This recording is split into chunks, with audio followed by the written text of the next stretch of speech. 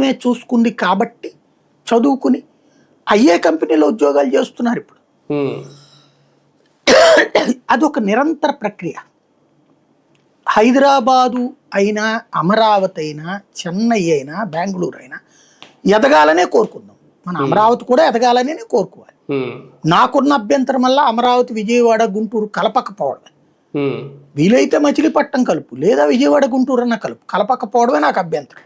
అది తప్ప అమరావతి బాగుపడాలని మనస్ఫూర్తిగా కోరుకుంటా.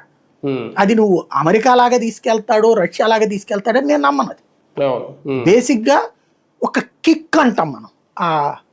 అతని పేరేది, రవితేజ సినిమాలో ఎంతైనా సంపాదించగలడు అతను, అంత బాగా టాలెంట్ ఉంది, కానీ కిక్కు కోసం కష్టపడుతుంటాడు.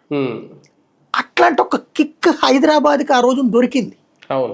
ఆ తర్వాత మళ్ళీ అట్లాంటి నగరాలు ఎందుకు చంద్రబాబు వల్ల కూడా కాలేదు. ఇప్పుడు బాబు 99లో అయిపోయింది హైటెక్ సిటీ, ధోని అది వెళ్ళిపోయింది, ఈయన ధోని వెనక్కి వచ్చారు, ఇటు వచ్చారు. బట్ 14-19లో నగరాన్ని సృష్టించలేకపోయారు కదా, లేదా ఇప్పటికి కూడా 2 ఏళ్లలో కూడా పూర్తి కాలేకపోతుంది కదా. నగరపు సృష్టి వేరు, నగరపు విస్తరణ వేరు. హైదరాబాద్లో జరిగింది నగరపు విస్తరణ. సైబరాబాద్ సృష్టి అని చెప్తున్నారు. There is no Cyberabad creation. Hyderabad ఎక్స్పాన్షన్లో ఓ బిల్డింగ్ కట్టాం మనం. అది ఆ బిల్డింగ్ చుట్టూ 100 బిల్డింగ్లు ఎక్స్పాండ్ అవుతాయి. ఆ బెజవాడ